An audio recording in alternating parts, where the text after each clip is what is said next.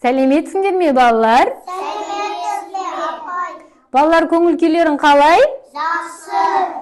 Жарайсыңдар, балалар. Мен сендерді бүгін көргеніме қуаныштымын.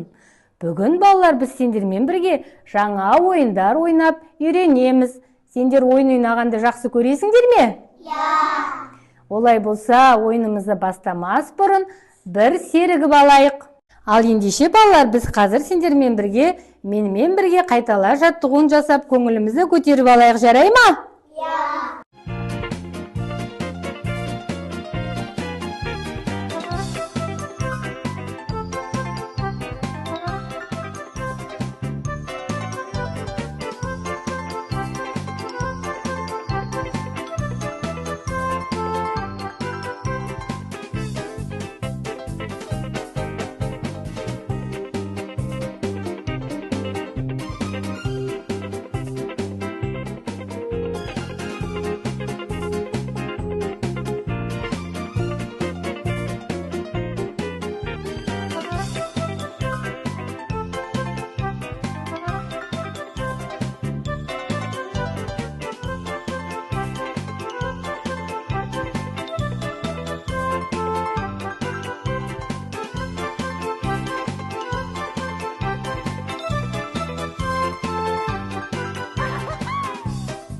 Бүгінгі ойынымызды бастамас бұрын өлең шумағын қайталайық.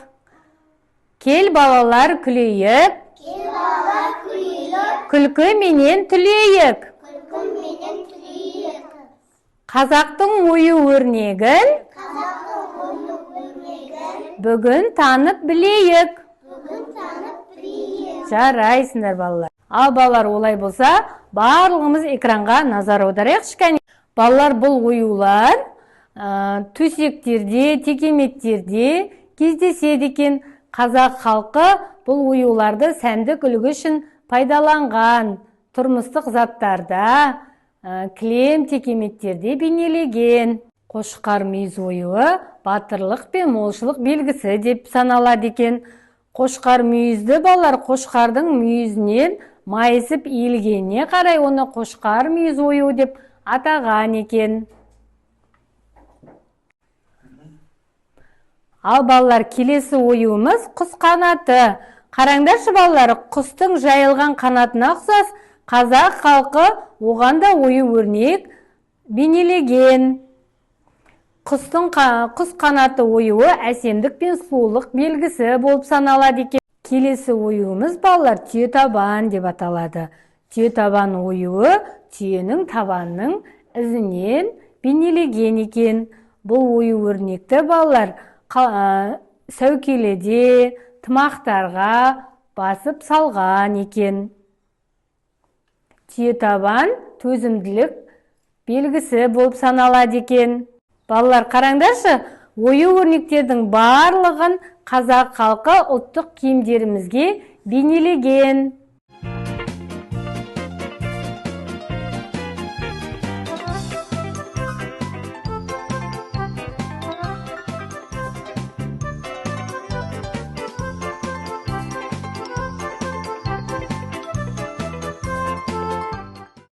Балалар, біздің келесі ойынымыз санайық та сәндейік деп аталады.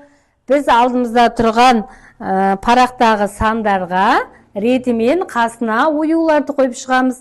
Яғни, балалар, мынау қандай ою? Қошқар мүйіз. Қошқар мүйіз неден қалай өрнектелген екен? Ол ненің мүйізі? Қошқардың мүйізі екен. Жарайсыңдар, балалар. Ал, балалар, қараңдаршы, бір деген санға қасына біз неше ою қоямыз? Бір ою қоямыз. Екі деген санға екі ою қоямыз. Сөйтіп біз, балалар, өрнегімізді әсемдейміз. Ал, кет.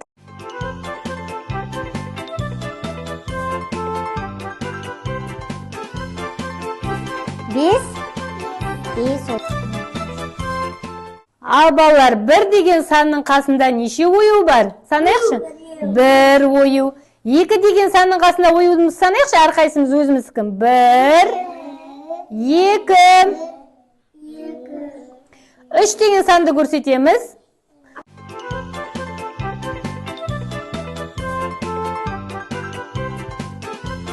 Ал балалар, 5 санына неше ою қойдыңдар?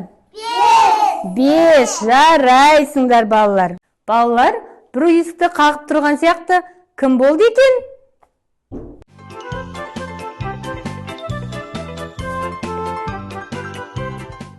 Балалар, мен дана әжелерің боламын. Менің осы жерде Томирис деген немерем бар. Балалар, ежелден келе жатқан ұлттық дәстүріміз, салтымыз, ою, өрнектер. Соны сендер бүгін дәріптеп үйреніп жатыр екенсіңдер балалар. Мен сендерге балалар бүгін құрғақ киіз басудан шеберлік сыныбын көрсетемін. Балалар, бүгін мен сендерге мына заттарды сендерге көрсету үшін осыдан құрғақ киіз басу үшін осы заттарды алып келдім. Бұл заттардың бәрі сол құрғақ киізді жасау үшін керек болады. Міне түрлі түсті боялған жүнді көріп отырсыңдар ғой. Енді осыны алып біз картина жасаймыз. Осы жүнді картинаның бетіне қошқар мүйіз саламыз. Қошқар мүйізді білесіңдер ме балалар?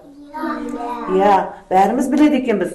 Соны түрлі түсті жіптен өзіміз алып, кәні мен сендерге бірінші осы қошқар мүйіздің қалай жасалуын, қалай осы картинамыз жақсы шығу үшін қошқар мүйізді кәні жасап көрсейік.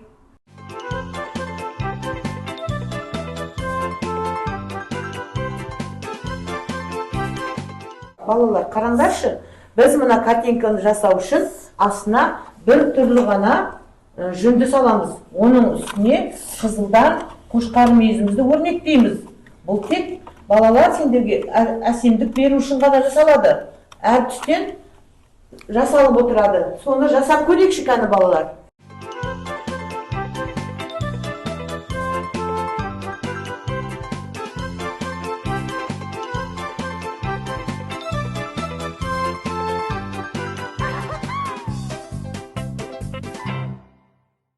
Мінекей балалар, көрдіңдер ме?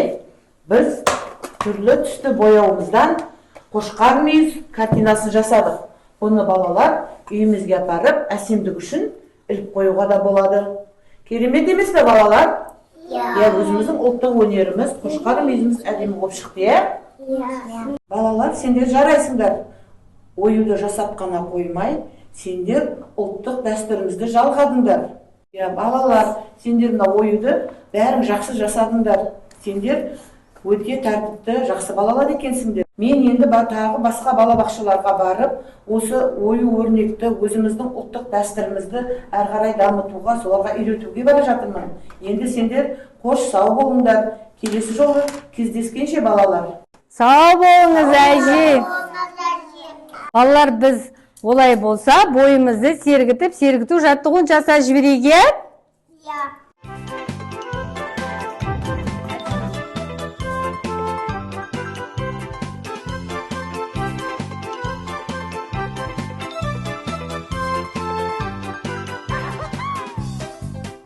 Ал балалар, біз келесі ойынымызды ойнау үшін мынау тұрған жұмыртқалармен топқа бөлінеміз. Жұмыртқа әдісі арқылы кәнекей барлықтарын бір-бір жұмыртқадан алып,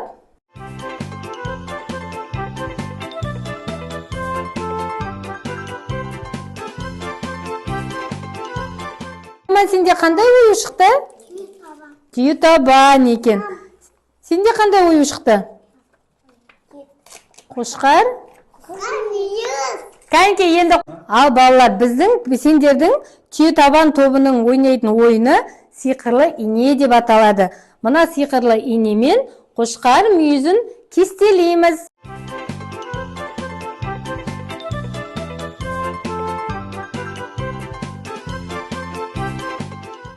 Кәнекей балалар, қошқар мүйізі тобының ойынның аты боя да таны деп аталады.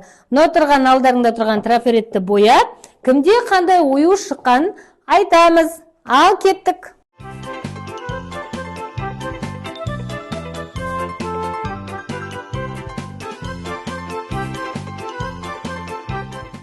Ал балалар, біздің келесі ойынымыз ізін тап деп аталады. Мына қолымда тұрған секірмек арқылы оюлардан секіріп, мына тұрған оюларды ізін табу керек.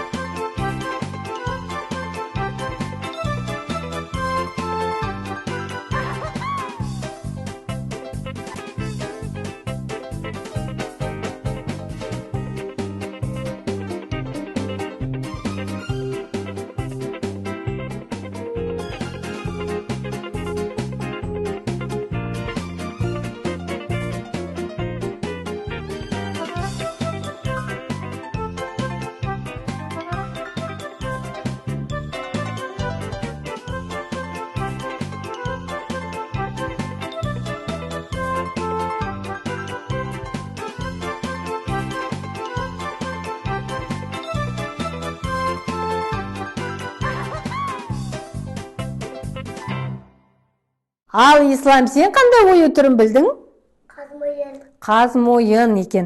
Балалар, жарайсыңдар. Бүгінгі ойын сендерге ұнады ма? Иә. Көңіл күйлерің жақсы ма? Кәнекей, қолымызды барлығымыз көрсетейікші, кәнекей.